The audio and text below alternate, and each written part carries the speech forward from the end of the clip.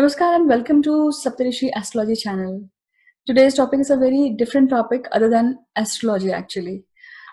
So I saw this video series on Saptarishis Astrology channel about where Swami Swatmanand Ji was talking about pending karma and various topics actually. So today he is here and he's going to talk about Hinduism. So Swami Swatmanand Ji, Namaskar, Pranam to you. Namaskaram. Namaskaram. So Nice to be here again. Same here. I'm fortunate to be. I'm sharing the screen with you. Yeah. So Swamiji, you talked about many topics before, and they were so liked on our YouTube channel. So today, I thought we should take a very different topic like Hinduism. So Hinduism, not a religion. So many people, many people have this dilemma: what exactly Hinduism is. Mm-hmm. So we want you to, explain this to our viewers. Yeah. I'm happy to do this because actually, what I've found is most Hindus don't know what Hinduism is about, which is very fascinating. Most people think Hinduism is about going and doing a little arati, doing a little puja, or going to the temple and being a vegetarian, or putting kumkum or tilak on your head, or something like that. And that's all Hinduism is about to most people. Yes. But what people don't realize that it is actually, from my perspective, it is one of the greatest devices for dealing with energy that is not seen. In Sanskrit, we say something like, to understand or how to manage adrishtam, energy that you cannot see. And in fact, the example that I use is that of electricity. You see, we do not see electricity. So how do we know that electricity is there? We only know electricity is there when you turn on an appliance or the light bulb. Yeah. And then the big question is, because we don't see electricity, how does that energy of electricity comes to, let's say, your phone, all the way from a dam or a source? The energy source is usually a dam, or you can say a huge generator, water source, solar source. These are different sources. But if you can think about the engineering required to bring that energy all the way from that source to your small devices like a phone, what is the intelligence required in that? Okay, so because it is not seen, electrical engineers know how to control and bring that energy from a very big source. And by the way, it should go to thousands and millions of people without crashing, without having power outages. Now in India, I know we have lots of power outages, but here in the West, we don't have power outages because it is very well engineered that the supply and demand is met. Yeah. Okay, so if you look at electricity in that sense, what about the universal energies or the cosmic energies? Yeah. You see, there's tremendous energies, and how do we manage that? That management of that energy comes through our Vedic heritage, the karma kanda side of things. And so when we talk about tantra, we talk about all these energies and how it moves. And when we pray, for instance, or when we do puja, it's all about managing those energies. So when we look at Jyotish, for instance, and we say, okay, well, this is the prashchit karma we need to do, what does that mean? That means it is a remedy of applying a methodology to heal or to rectify that negative energy. Okay, so all these works, if we look at the entire tradition from a perspective of managing adrishtam, and that is the glory of this tradition. However, because of colonization and because of invaders, and mostly primarily because of our ignorance about what this tradition is, we call it a religion. In fact, I dare to say that Hinduism is not a religion. In fact, if we really think about it, Hinduism or Hindu is not a word in any of our Indian languages. It is not a word in Sanskrit. It is not a word in any of the 22 major languages in India. So how did it come about? So you find that this name was given to us, given to Indians by outsiders.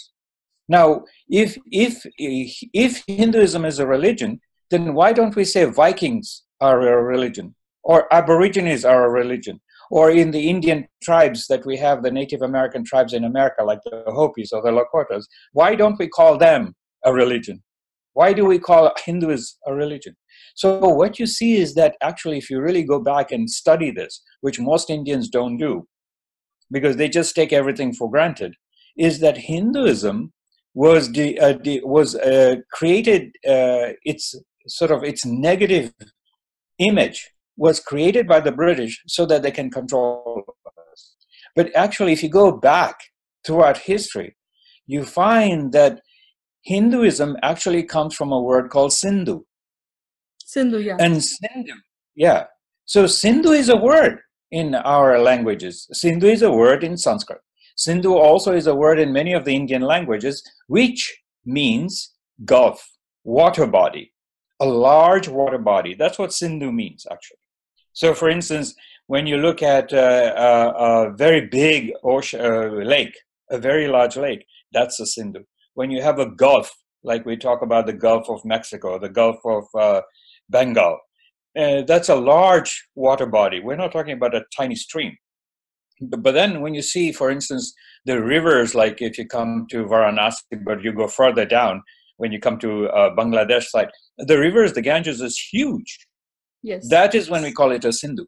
Now, likewise, in what is now Pakistan, it used to be part of India, Yeah. that had two major rivers. They had Saraswati River and they had Indus River. Okay, so both of these rivers were extremely large. In fact, the Saraswati River dried up, but you can see the image of it in the satellite. Now, the width of that river was up to 7 kilometers. So it was incredibly wide. So because it was, especially when the snows of Himalayas melted, it would actually come down there, and the rivers were incredibly wide. So what happens is the natives, the people who lived along that river on both sides, actually would call it Sindhu. Okay. Now, what happened is in the western side of that were the Iranians who lived there. Now, there was a tribe that bordered the people or the natives that lived along the river. Those people, that tribe was called Avasta, the Avastanis. Now, these Avastanis, they could not pronounce Sindhu very well. Because, in certain cultures, like for instance, even in our Indian cultures, certain people cannot pronounce certain words or certain sounds, So Yes. the Iranians, or the Avastani particularly, they were not able to pronounce S. So they started saying H. So that became, instead of Sindhu, it became Hindu. Now, when the Greeks came in 300 BC, the Greeks could not pronounce H. Just like, for instance, the Spanish, in Spanish languages, they don't pronounce H, they say E or J. Yeah, J is instead of H, so hula. Yeah, exactly. Yeah. So like that, same thing. When the Greeks came in, they could not pronounce H, so it became Hindu. And so that river now is Indus River, and instead of Hindustan, it became India. So that's how we got the name India. Now, when the Mughals came in, they started calling this, Stan comes from Sanskrit, where basically Stan means a place, a stay. So when they came and they invaded from Iraq and from Iran, the Mughals came that way into India. When they came in, they started calling this place Hindustan. Okay, so for the longest time it was Hindustan, and then later on it became Hindu. So there was this big thing that went on. Our Indian people and all the tribes never called ourselves Hindus, or our Indian people never called ourselves India. This came more recently. Most of us, and in Shastra will say that all the land from the Himalayas to the oceans, all of that land is called Bharata. Hmm. So most of our culture, for the longest time, we used to call ourselves Bharata or Bharat. Okay. Yeah. And that was our name. But then when people come, like for instance, Columbus came to America, he saw all these local native people here in America and called them Indians, which is a big mistake. You know? Or, you know, people will say, oh, look at these brown people in South America.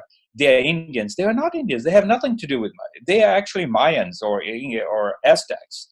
Okay, so when people come into another culture and call something somebody else, some other name that is out of their ignorance, they accept it. We accept any name people give it to us because of our what I would call a big heart, really, because we are not so attached to our names. So when somebody comes and calls us India, we say, okay. If somebody calls us Hindus, okay. If somebody calls us something else, Coolie. So you see Indians in Central America, they're called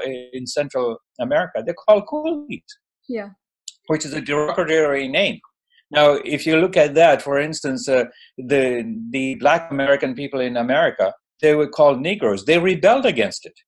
Yes. But, Yes. and you see, the thing about the name is very important because it carries a certain baggage. Yeah. Now, what happened, okay, going back to India, is that for 700 years, when the Mughals ruled us for 7 centuries, actually it's more like 5 centuries, this place was called Hindustan. Yes. The problem came when the British started ruling India. Yes. In 1857, there was an uprising. In fact, it's quite famous. And in this uprising, I think it was Pandey or I forget the name. But in this uprising, the British got very concerned because they were ruling India at that time. And when they saw that this uprising, they wanted to control people. What the British are very well known for doing is that they would segregate people, divide and conquer. They do this everywhere in all the colonies around the world. Yes. So when they came in, they did not understand our caste system. In fact, we don't have a caste system. We do now. Yes. But caste is actually, the word caste comes from Portuguese. It's not an English word. Yeah. Caste is a Portuguese word. Now, it's interesting how that came into our culture also. And so what happened is we had division of labor and division of duties based on our prakriti, based on our basic physical constitution. For instance, some people who have certain body type and mindset, they're more inclined to be athletes, wrestlers, soldiers. Yeah. Some people who don't have strong physical bodies, they might be more inclined to do accountancy or something like that, you know? So based on what we like and what our abilities are, we choose a profession, a duty, and a role to play in our society. These roles actually are very well defined in the Bhagavad Gita. Sri Krishna talks about it very eloquently, and also in our Upanishad. But this is based on our gunas, not that we're born into a caste system. So this whole conception of the idea that we're born into a caste is a mistake. But it is basically we're all born the same as Sudras, and then what we choose as a profession or duty, that becomes our contribution in society, not as a caste. But when the British in 1857 realized this uprising problem, they wanted to control the population, and they were not used to the millions of people compared to England. In England, they were controlling and ruling only 100,000 or million here and there. But here, for instance, in India, in one city, it had 2 or 3 million people. And how do you control that? So they came up in later 1800s, they came up with a census in order to have an idea what the population is. In that census, they had 3 categories. They had a category for Christians, they had another category for Muslims, and then they had another category for everything else. So if you're a Jain or a Sikh or any other tradition, you belong to that Hindu. So Hindu was a sort of like a national identity. It wasn't a religion. Our religion is based on Sanatana Dharma. Yeah. It's not based on religion as Westerners see it. Because when you say religion, the word religion, That means there is a God above there, and there is a book that says how you should relate to God. In our tradition, in our Hindu tradition, we don't need a middleman Yes. to tell us how to relate to God. We relate to God directly. Of course, when we need some prashchit karma to be done, when we need some things to be done, we go to the temple. And there's a pujari there that would actually do what we want. Okay, so that is our culture, based on the fact that everything is one. In fact, even if you go to the villages today, you will hear that people will say Ishvara is everywhere, God is everywhere. It doesn't mean that God is in the temple. Okay, the temple is the deity, Ishta Devatas. They're all mediums. Okay. That we respect. So this is our culture, and our culture says everything is Ishvara. That's why we have this culture based on that fundamental understanding that everything is Ishvara. So funny thing is that because of the British, there are three things that came into being. One is that they did not understand this division of categorization that was within the Indian culture. And they saw that in order to understand it, they had started talking to the Portuguese, because Portuguese also, they are colonizers. And they realized, the Portuguese then came and said, because caste is actually in the Portuguese language. And the Portuguese were there in Goa, in Daman and Diu, and probably in Pondicherry, and also in Kerala, some places they were there. So the British talked to these people and said, what are these, what is this, how is this community divided? How are the Indians divided? What is this Brahman, because they knew Brahman, Kshatriya, Vaishnava, Vaishya, and Sudras. They knew that, but they didn't know how to contextualize it. The Portuguese then said, hey, that is a caste. And the British then brought it and called it a caste. Now, while they were doing the census, the Muslims were categorized. They had their own category. The Christians had their own category. The Hindus and the Jains and the Sikhs said, hey, wait a minute. We're not Hindus. We need a separate category. The British were happy because more division means they can control it better. So they started adding that. So whenever you say you're not a Hindu and you give another identity, they put that as a caste system. So eventually they categorize everything into this. They learned more from the Indians how the Varna system worked. And the Varna system, basically, they say, oh, there's Brahmins, another categorization. There was Kshatriya, that was another categorization. And the more they could divide, the better it was for them. Because what they then started doing is a couple of things. One, they started creating animosity between the different groups. Yes, yes. And by creating animosity and riots, they would be able to control them better. So if they self-destruct, it's good for them. Then the focus is shifted, and that's exactly how the Muslim and Hindus fight over time. So that's another story. But then here, by late 1800s, early 1900s, you see that these categorization became very much set in Indian culture. Yes. Not only that, there wasn't a class system. Like Brahmins were not a higher class than the Sudras. Okay, but what happened is the British came from a class system. Yeah. And they imposed the class system into this Varna system that we had. Our Varna system is based on guna, not based on birth. Yeah. Okay, so then what they started doing in order to really undermine India and Indian knowledge, they started portraying Hinduism as this backward, ritualistic, superstitious culture, and that they discriminate based on this culture, based on this caste system. The Brahmins discriminate against the Sudras, and then on top of it, there's only 4 varnas. On top of it, they added one more called the untouchables. So you had 5 systems. Okay, the untouchable is an English word. Now, eventually, they also turned it into Dalit. Touchable is not part of our Indian culture. It is not part of our tradition. Now, because the British added that up, and there was a misunderstanding from within our culture, that became a system, and then it became institutionalized, and then became a system of life. So this is one of the greatest misunderstanding and sort of like wiping of our tradition in a form of negativity. We as Indians haven't done anything about it. The black Americans in America, they actually fought against it, and they emancipated themselves by trying to remove the word Negro or Mm. nigger. Yes, Yeah. yes. And you find that every other culture does that. We Indians, we just sit back and say, oh yeah, okay, fine. We are this, and we accept it. Now, what has happened then on top of it, all of our Indian who went to convent schools and things like that, we then adopt the same attitude.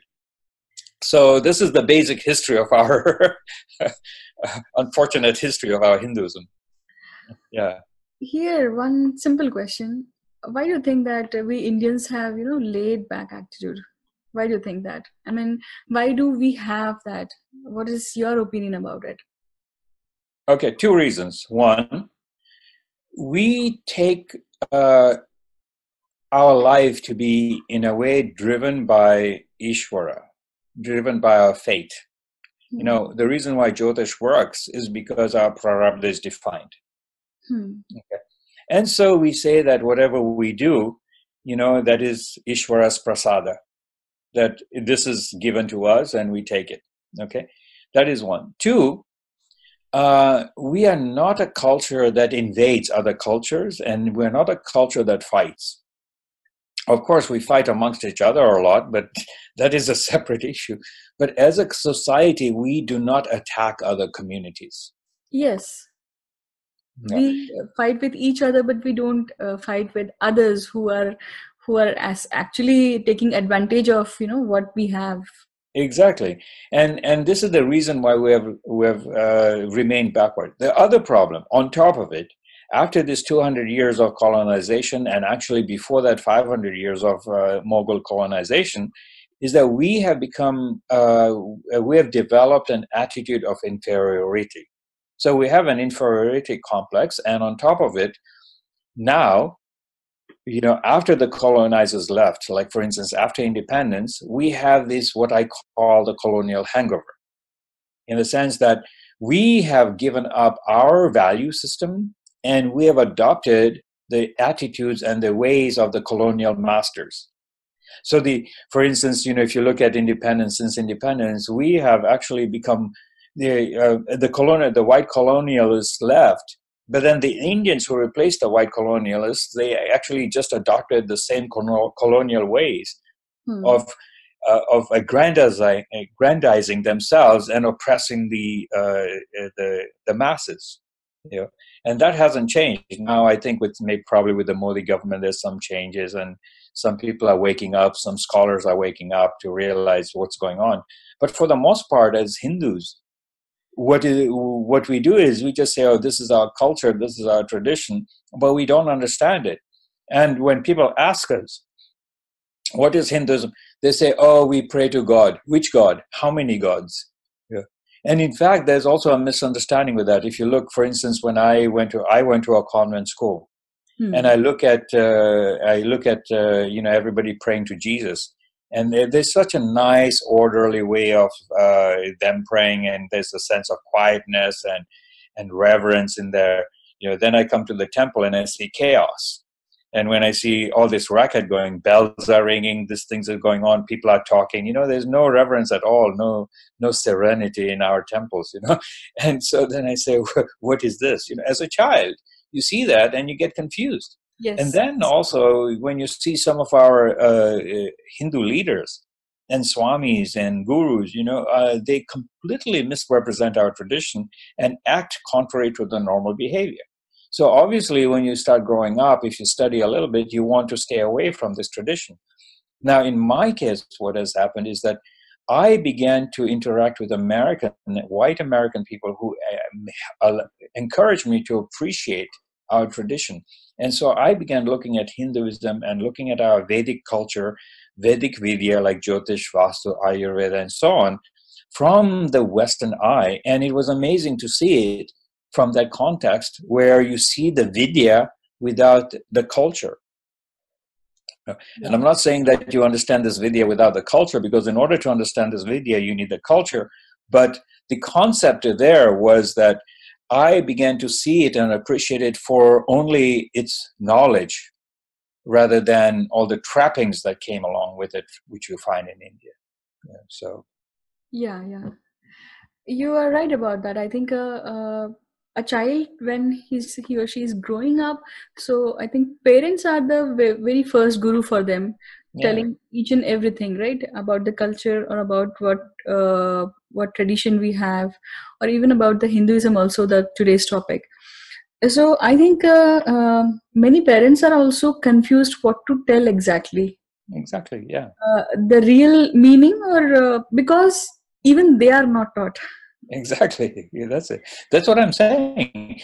The reason why I brought this topic up is, and what I'm teaching for the most part, is to recognize that, look, Hinduism is not about worshiping cows, and it is not about going to the temples, you know. And in fact, as a child, I'd go to the church and you see a nice, beautiful Jesus there with robes, and you see Mary and the baby, you know and then you come to our temples, you see a monkey god, or you see a elephant god, and these are not, or you see God with like 100 arms, and how is that possible, for a child? And then you come to ask our parents, and they tell you, no, that's our God, only listen and do what I say. So for Exactly. That's what we hear from our elders, that, this is Shastra and you need to follow it. So that's been followed from, lineage, and you need to follow it. And when we ask them the reason, they also don't know the reason. So Right. they always say, this is Shastra, you need to follow this. Right. That's what we have been doing. You also have to do that. Yeah, But nowadays exactly. people are like Like, questionable, like, they want to know the real meaning or logic behind that, or the scientific exactly. reason why we are doing it. Yeah. So, for instance, I would ask those questions, and my parents couldn't tell me. Then I would go to some knowledgeable people in the temple. I would ask them, and then I would say they didn't know. Then I would say, okay, who does know? Then I would go and ask those people, and then they would give me these ridiculous answers. So, as a child who's very inquisitive, you need to give me proper answers in order to make me understand. And finally, I found that nobody really understands it. We Indians actually don't understand our own tradition. And so what happens is we feel more inferior, because what we see other people doing and what we do is completely different. But that's only because we don't understand it. And there's two reasons. We don't understand it because it is not taught. For instance, most of the gurus who do these kathas and pravachanams, they also don't understand it. So then we get into this trap of just listening to one story again and again, again and again, and it's not correct. So, but if you really, really go to look at it, and I can tell you from my own experiences that after having studied, because I've got a scientific background, so, and I was one of the top scientific persons here in the late 80s, and I can tell you that science, modern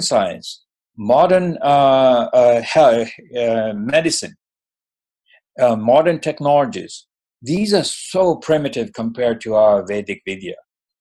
But I can only say this now because of the confidence of my understanding and because of my guru's blessings and so on, that I'm able to understand it. And I find that our tradition is so far, far advanced compared to what we think about in Western knowledges or Western teachings or Western schools, so on. So, for instance, today in India, everyone wants to get a doctorate degree or an engineer or a business person, but this is all because of colonial hangover. If we really look at our own Vidya, like Jyotisha, Ayurveda, Vastu, these are so profound if only they were taught properly and understood properly. So in order to understand it, you need it to be taught properly. So, Yes. so this is the problem. And when we teach these things, we're trying to fit it within the mold of Western teachings, which is very different. So it doesn't work there too. Correct, correct. I can say that, like, when I was a child, so I come from a family where there are astrologers also, like from my mother's side, or even from my own father. So puja part, karma kand was very prominent thing in my whole life. So I have seen that in my house prominently, like waking up, then there is a puja, naivedya, aarti, even for evening also. So I used to think that this is Hinduism. Okay, this is what that was my definition till the time when I was, I became rational. Then I tried to understood what exactly is the Are meaning. they doing? Yeah, But still there were confusion and exactly. no correct answers we get. Absolutely. Yeah. So Yeah. Yeah. even having all this whole background about the background you told about Hinduism, still if we want to summarize, what exactly is Hinduism then? Okay. So Hinduism, the way it was before it was corrupted by the British, Hinduism is a way of life. It's a way of life which is in harmony with the environment and with nature.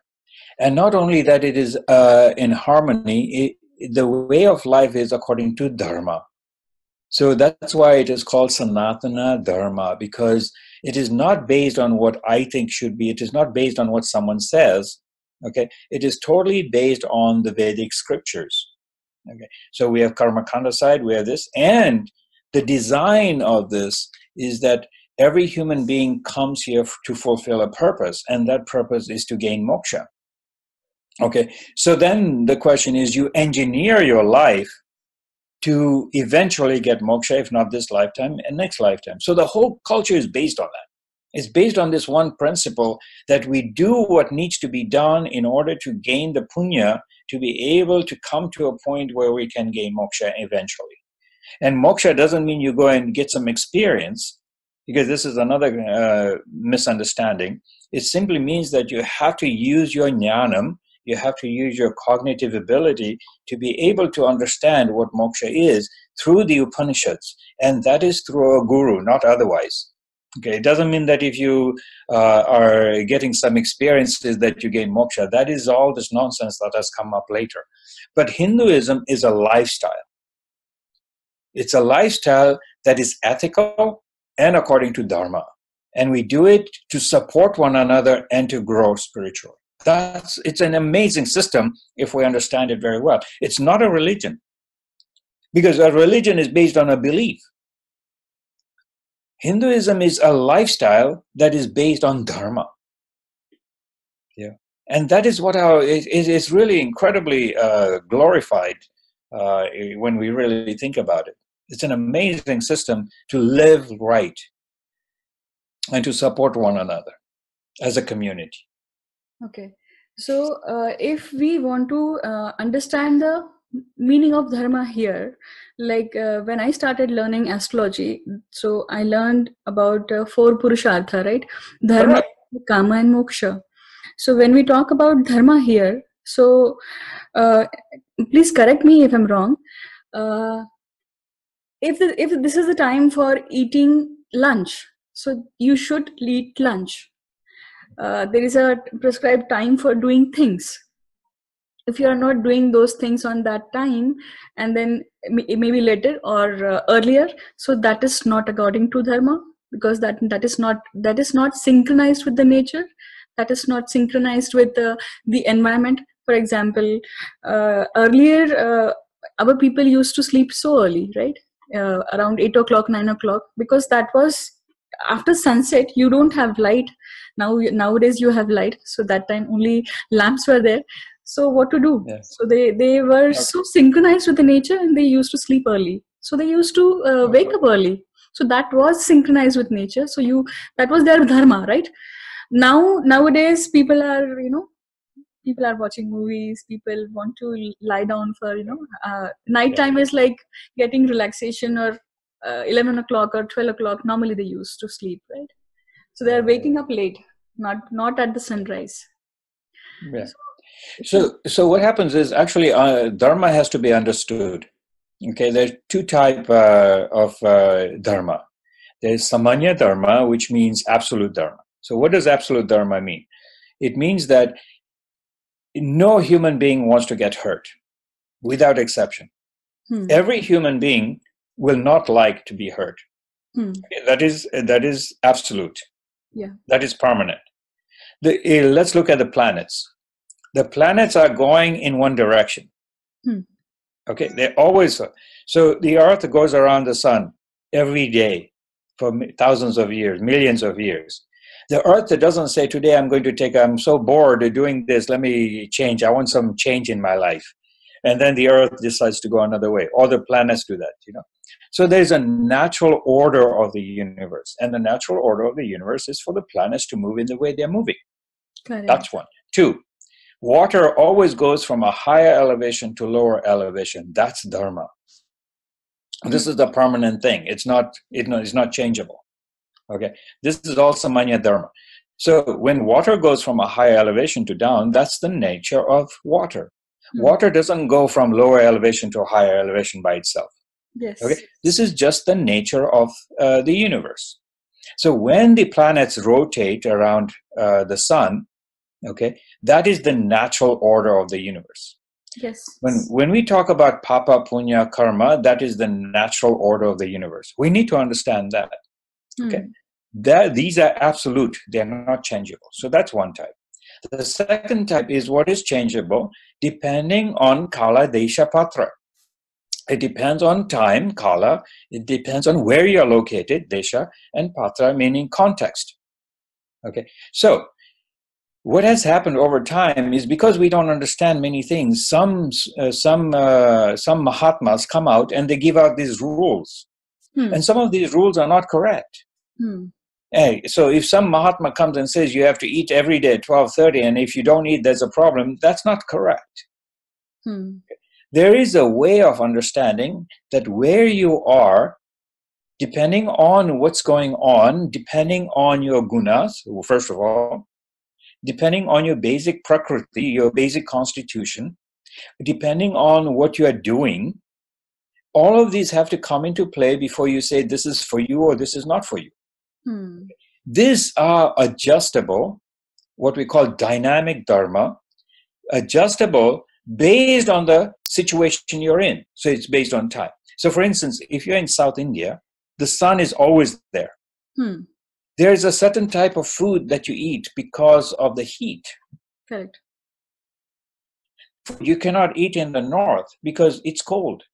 Yes. So what foods people eat in South India cannot be eaten in northern Himalayas because that is devastating to the body. That means that the body is not in harmony with surroundings. Ayurveda is not about health. Ayurveda is about bringing a balance of your body with the natural environment. So if you look at Punjabis, for instance, they eat more parathas. Yeah. Okay, because it's cold and they need that heavy food. Is South India, in Tamil, if you eat parathas, that it's not very healthy. Yes. So all of this, now these all variations depends on the environment. Okay, so some of these rules, like even Manusmriti came up with so many rules which are not correct. But if you come back to Shruti, whatever Shruti says is correct. I find absolutely no contradiction.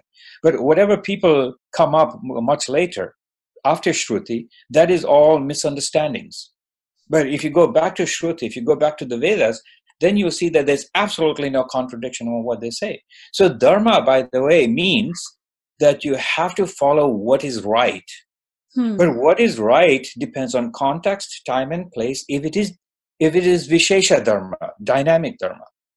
If it is, however, Samanya dharma, which is absolute, then that applies to every human person around the world or animal. So these differences have to be understood very well before we start applying them. So, and because it's Vishesha and it's dynamic, you can change it. So you can, if let's say, for instance, what is the peak season time to eat? We say 1 o'clock in northern countries or 2 o'clock in southern countries. In India, yes, it might be 12:30 because there's equal time of night and equal time of day. Now we are in the winter in US. Here in northern parts of the US, sun comes out at 8 o'clock and then it goes, sunset is at 4 o'clock. So you cannot say that I have to bring my Indian habits here because it doesn't work. Or you say, like in Ayurveda, they say that you have to eat 1 hour before sunset. If you say 1 hour before sunset, that means 3 o'clock. Then what time will you have lunch and dinner? So all of this is based on time and place and context. So it's important to understand that. And by the way, this is included in our Shastra, if it is understood. because it's not understood, we come up with these crazy rules, and then it makes no sense, So, but that's a whole different topic, Yes. Yeah. So funny, here in US also, like people, those who are from India, they will celebrate the festivals according to Indian time. They will not celebrate this Indian festival as well, from the sunrise to sunset here. His time. Yeah. It's like in India, there is now that Diwali started, so they will start the puja here. So Right. that's the basic difference, or I Yeah. think start with to understand what exactly what we are following actually. Yeah. It's there are many things, I mean, like for instance, in India, you wear chappal and you walk around. That chappal you don't bring inside the house, because in India, the streets are dirty, or it's not that clean. Here, the streets are very clean, so you can bring shoes inside, and so many people accept the shoes come in because you don't want your chappal to be outside. First of all, you cannot wear chappals because it's very cold. Then when you come in, then you have to bring your shoes inside. So, I mean, there's certain things like this. There are many little things that goes on that we need to appreciate in the context. Yeah. But the Vedic tradition gives us really the meaning behind why we should do something and not do. And that once we understand the meaning, then we have to modify depending on place, time, and context. Kala Desha Patra. Yeah.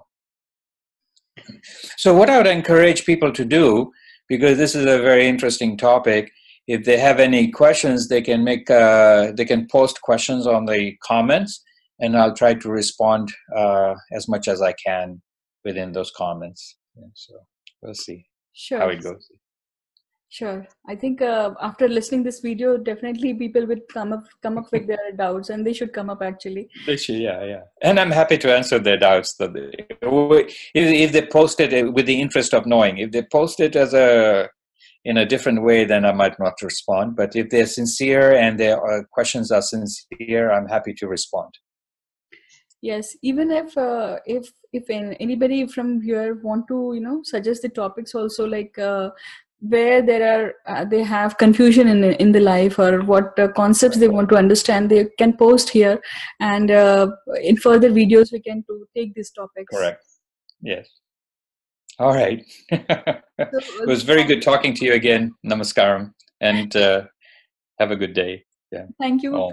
Thank you for giving us your time and beautiful insights. Thank you. Thank you for coming. Om. Swamiji.